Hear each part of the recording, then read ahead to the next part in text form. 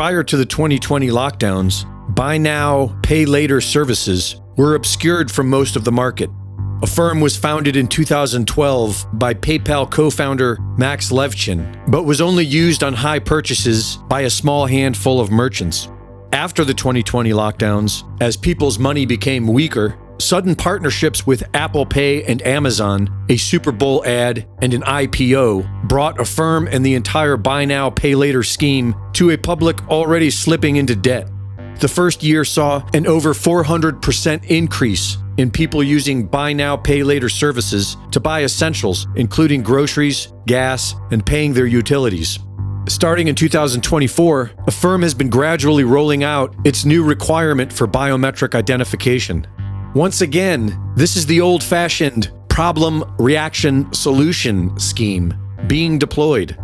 Under the guises of safety and fraud prevention, the buy now, pay later industry will soon require biometric ID, and Visa is following close behind. Visa launched their payment passkey in 2024, which allows you to voluntarily make purchases with your phone's built-in biometrics. Visa aims to be biometric first by 2026. The international banking cartel has made it clear that this is where we are headed. It's the only way the crypto AI control grid can function. While many of us can clearly see this as a major upgrade for tyranny and an affront to human free will, many are perfectly content with an authoritarian state.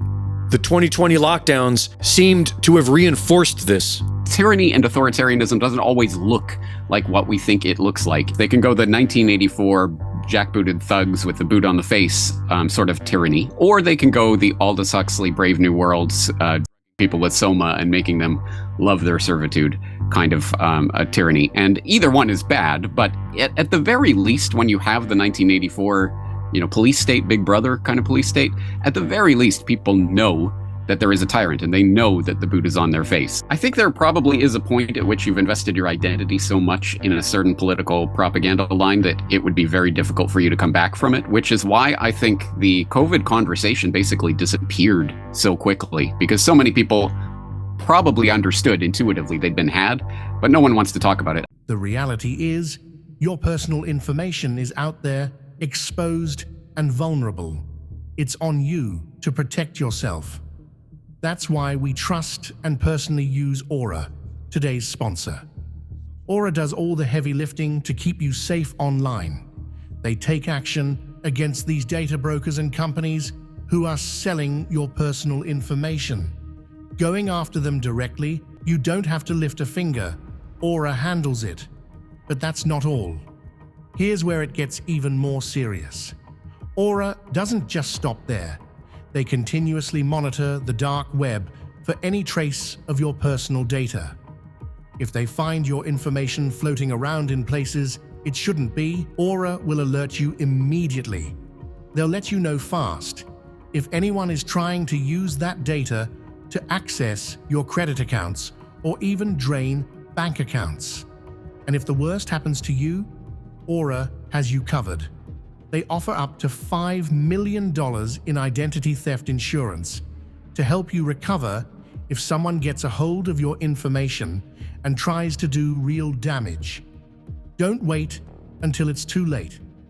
Head over to our link, aura.com/anonymous, to try Aura free for 14 days.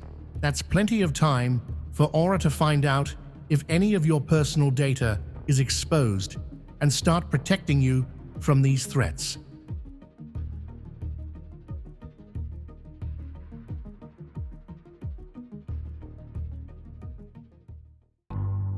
An FAA waiver issued last March made it legal for government agencies and local police to operate drones beyond a visual line of sight and over large crowds of people here in the US. And since then, California company Skydio is now deploying its quadcopter drones in just about every major US city. These drones have thermal imaging cameras. They're operated without a human user, and they have been deployed by Israel since October 2023 to track, trace, and murder tens of thousands of non-combatant Palestinians. The very same drones used by the US Department of War to surveil its enemies The same drones used by Israel to ethnically cleanse what's left of Palestine are now being launched every day in most major US cities to track and trace every individual. The new financial system is now ready to be born out of the ashes of the old, and all that will be required in order to buy and sell will be your consent to the biometric digital ID.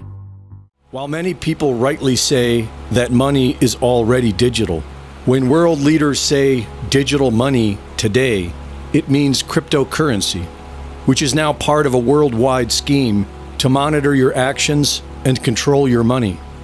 This new form of currency will require you to have a unique digital wallet, which is essentially a digital ID. Last spring, European Central Bank President Christine Lagarde said that the ECB will be ready to launch the digital euro by this October. According to the Atlantic Council, 137 countries and currency unions are preparing for a crypto digital currency. 3 countries have already launched theirs: the Bahamas, Jamaica, and Nigeria. CBDCs in the advanced stages are the digital euro, China's digital yuan, India's e-rupee, the United Kingdom's digital pound, Brazil's digital real, and Russia's digital ruble. Hong Kong is preparing to launch a stablecoin. Japan's Financial Services Agency is preparing to launch a Japanese yen stablecoin this fall. And President Trump, who has been pushing stablecoin development, has repeatedly announced that the USA will lead the world in AI and crypto. His family is heavily invested and stand to make billions when the world goes crypto. The Trump family even have their own stablecoin, the USD1 stablecoin from World Liberty Financial. Trump's puppet masters likely have another stablecoin in mind to be the digital dollar, but a puppet can still dream. The only difference between a CBDC, central bank digital currency, and a stablecoin is name only. Both will be programmed according to the nation's financial policies. Both are capable of operating a carbon tax and a social credit score. The only difference is one will be managed by a central bank and the other by a private corporation. In the USA, something like BlackRock. CEO of BlackRock and longtime business associate of President Trump, Larry Fink, was recently appointed interim co-chair of the World Economic Forum. The Trump administration has been normalizing the deployment of the U.S. military as a police force in the streets of America. And according to Fox News, Pentagon officials are about to mobilize National Guard troops in 19 states to assist Homeland Security with President Trump's nationwide crackdown on illegal immigration and crime. This likely means ID checkpoints, because how else will a citizen prove their citizenship? But with a new digital ID, the military police state can simply scan you from a distance with Palantir technology. Doctors are discussing online how President Trump's swollen ankles and hand bruising are indications of congestive heart failure, the bruises on the hand being typical of IV diuretic treatments. The White House says it's from shaking hands. If Trump goes the unfortunate way of the clot shot, which he is still proud of, then J.D. Vance will be president, and he owes everything to Palantir's Peter Thiel, one of technocracy's biggest cheerleaders. The stage is now set for crypto and digital IDs, and if that happens, there will be pushback, especially in the 19 states being supplied with the National Guard.